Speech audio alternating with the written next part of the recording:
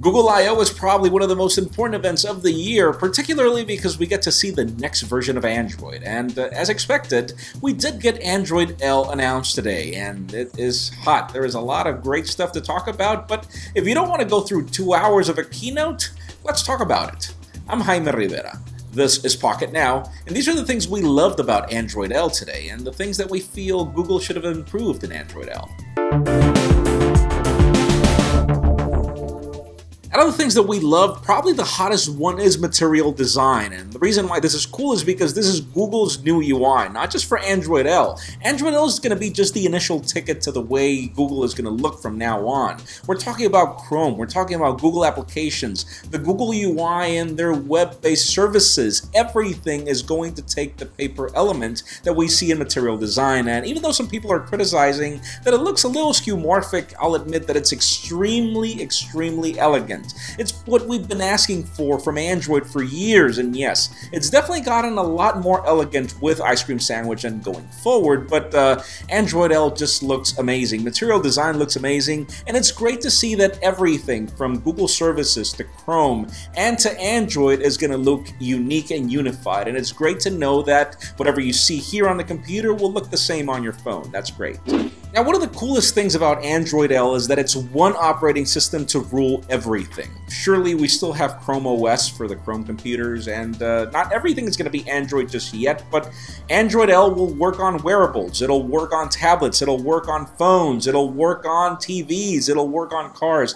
It is the same UI element, it is the same operating system, only the difference is the fact that there are different form factors, and Android L will accommodate for them. There is just one SDK, and developers can take advantage of one same UI, one same user element, one same design, and then just port different services like wearables, like TVs, like everything. It's great to see that Google is using Android to expand its offerings, and I'll tell you this much, Android L is probably bigger than we thought because we expected Android to just be something that we saw on phones and tablets, but clearly Google wants to use this in everything, and they have a right to. It is probably one of the greatest operating systems ever built, particularly for mobile, and it's taking advantage of everything in a very unique way, and that's great.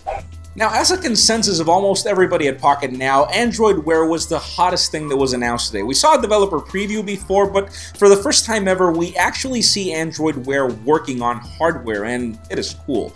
Those Moto 360 videos and demos were just cool. The watches are beautiful, specifically the Moto 360 if you see our roundtable. And aside from that, it's the fact that Google now finally is more useful than it was before on the phone. In the past, you had to pull your phone out. Now you don't. You can interact with your smartwatch. And yes, it is a problem with public etiquette that you talk to your watch or that you look at your watch constantly, but still, it is a more useful way to have Google now. Aside from the fact that the designs, again, are cool, and the fact that the whole UI is very simplistic, very useful, and it allows me to interact with everything on the watch without needing to pull the phone out. Again, it is a different form factor, but a cooler one. Now, sadly, not everything at the event was perfect, and probably one of the biggest disappointments is the fact that the biggest problem with Android is still a problem: software updates. Sundar Pichai acknowledged that because they were not building a vertically integrated operating system, it was complicated for Android to be like other operating systems are, and we do understand that portion, but the problem is that it is extremely disappointing for us to see these great features that are coming in Android L and this unified UI and everything, but not being sure if our phones will be able to be updated. We can't buy phones all the time, and that's just the case for everybody in the market. We don't know exactly how Android L smartwatches will integrate with legacy software or what the hurdles will be here. So probably one of the biggest questions is, why is Google not attending one of the biggest issues? Why can't we have a confirmation that our current phones will enjoy all of the great services that we saw today? That's probably one of the biggest questions that we have for Google. Why do we still have to deal with this? And then, not necessarily a disappointment, but a lot of people ask us on Twitter and in social networks what happened to Google Glass. And Stephen Schenk even mentioned this in our roundtable. What happened to their great accessory? I mean, they mention wearables all the time, not necessarily just smartwatches. And still, the biggest wearable, the most expensive one, the $1,500 Google Glass product, was not mentioned at the event. Last year, there was a lot of fanfare. There were skydivers, there were bikers demoing what Google Glass can do, and today we did not see any updates. Today we did not see if your investment for $1,500 will be worth it eventually with this whole new Google system.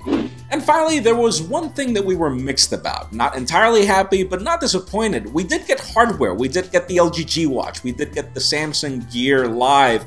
Both great smartwatches, great designs. We didn't get any prices, but apparently they will be available later today, though we don't get any days for shipping. The Moto 360 should be available soon, but what is the future of the Nexus lineup? That's probably the biggest question we were left with. We don't know what's the future of the Nexus lineup. The Nexus 7 has been historically launched at Google I/O for the past 2 years, and today we did not get anything, and actually these tablets were pulled from the Google Play Store. There is no stock available anymore, so we don't really know what is the future of the Nexus lineup. No Android Silver was announced. We will probably have to wait until the fall, but I guess probably the disappointment is that we don't know what the future is just yet. But that leads me to the question of this video. What do you think Google did right with Android L, and what do you think Google probably missed with Android L? In our particular case, honestly, we feel that Android L is great. It is the evolution of Android in its greatest form. We're just disappointed that we don't get any hardware to play with, 64-bit processors, for example. But leave us a comment down below. What do you think? That's it for our quick rundown of Android L and the things we liked and didn't like about Google I/O today. Make sure you follow us on social media. Subscribe to our YouTube channel as well. You can also follow me on Twitter, Jaime_Rivera. Please give this video a thumbs up if you liked what you saw. I am Jaime Rivera. Thank you very much for watching. We will see you on the next video.